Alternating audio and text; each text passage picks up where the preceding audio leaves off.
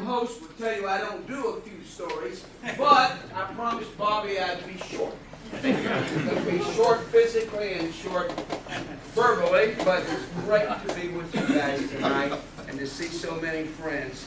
I bet you now that Lee Todd is going to retire, he'll start talking to me again.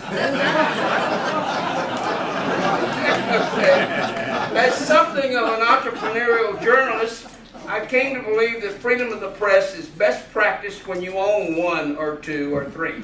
I've had a flair from meddling to try and make things better for my fellow Kentuckians, and that's thrown me into association with entrepreneurs who give back to their communities.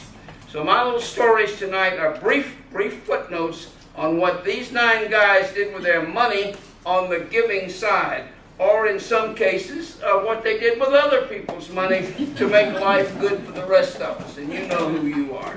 Ralph Anderson, he created a beautiful farm in Mercer County, including a farm museum, fell in love with and joined the board of Shaker Village at Pleasant Hill. To increase tourism and patronage at the village, he began a one-man crusade to license sale of alcohol beverages at the village dining room. The first election failed, but the second one, financed with his money, succeeded. He gave hundreds of thousands of dollars to other needs at beautiful Shaker Village. So come on over now, enjoy the grounds and buildings, and then toast Mr. Anderson's memory with a glass of spirits at the dining room. John Y. Brown, are you here? Still here? Has he gone to sleep yet? No? No, there he is. He don't want to sleep when I talk to him. When we worked together at the ARC. Well, it wasn't just all about the chicken or the Kentucky Colonels, or being in his version, he would always tell me the best governor we ever had. He was always a salesman, remember? But there was also Actors Theater in Louisville. Go in the Pamela Brown Auditorium, past the sculptured bust of John's lovely sister, who perished in a balloon adventure, and sit down in one of the finest regional theaters in America. John Brown paid for that auditorium. When you get as old as I, you may not recall breakfast from lunch. Well, then make an appointment at the Sanders Brown Center for Aging in UK. One of the finest in the country, that too from the Fried Chicken King. Jim Host, my longtime friend, yes, yes, yes. I doubt if we ever voted for the same people, but we liked a lot of the same ones, and we liked each other. Yes, we did. We were even business partners. My wife said it was an artistic success, but a commercial disaster. Never mind. Think about that new Yum Arena in Louisville. Lord, it is beautiful at night. I saw it at dusk 2 nights ago with Al Cross driving in. Jim built that arena with yours and others' money. That was a look. Meanwhile, in Lexington, he persuaded Pierce Lyons to invest $10 million to brand and become a major sponsor of the All-Tech World Equestrian Games. There's always a salesman. Okay, the $10 million grew to $32 million. You know the rest of the story.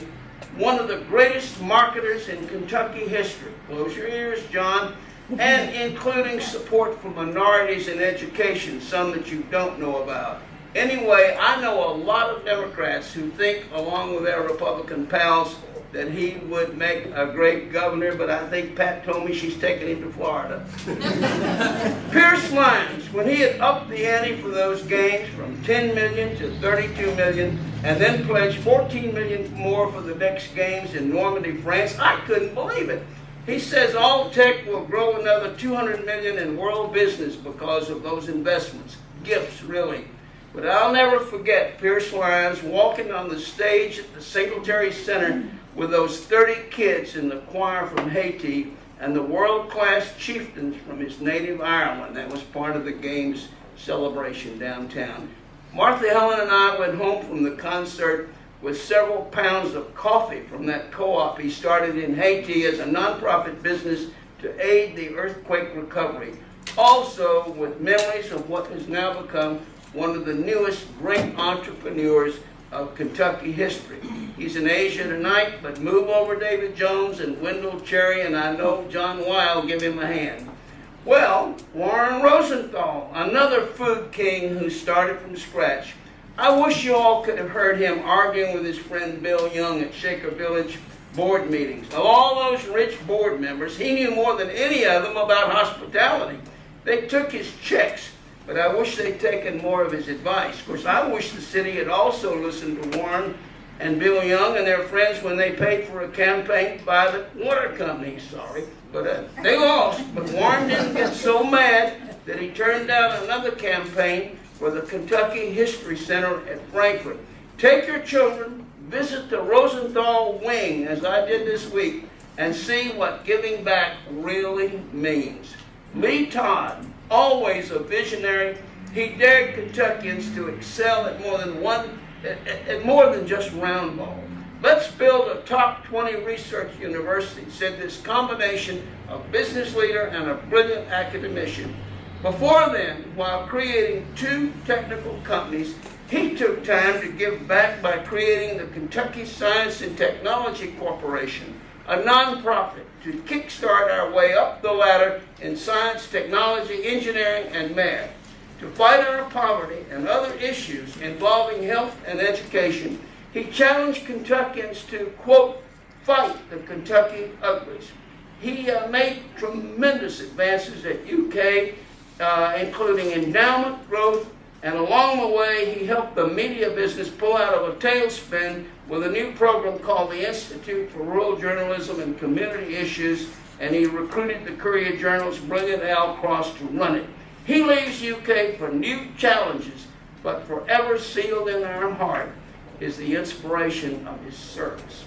Bill Young, oh my Lord, Lexington's leading entrepreneur of his day, who pitched millions back to help his hometown and beloved state. Peanuts, storage, health services, banking, horses, yes, world-class horses. So many dollars earned and then converted to education, health care, historic preservation, and charities. He loved to argue to see if you could make him do something that he might not be sure about. Over a bowl of oatmeal at Bob Evans, he told me that he supported Trancy, whose former president is back here, not the sheriff. He knows all about that support for Trancy. Wonderful story. He fired a president that he'd taken a long search to try to get the committee, etc., etc., etc. And he walked in the next day and he told Charles Sure, he said, I believe you're the next president. And Charles carried the ball. And how many years, Charles? That many. Well, anyway, Bill told me with this bowl of oatmeal that he didn't give money to public education, like Todd over here, because he didn't want to spare the taxpayers their duty. Well, John Gaines, he's heading a campaign for a new UK library, Bill, and he has you in his sights. I told him that at 7 o'clock one morning. Answer, I know it. He's my friend, but I'm not giving him a damn cent. Well, we argued until the oatmeal got cold. So did others. And 3 months later, he gave $5 million to help build the W.T. Young Library. Then he raised an incredible $72 million to create the largest endowment of any public university library in America. Well, Bill Young and the others we honor tonight, from all of you, was that giving back or what? Thank you.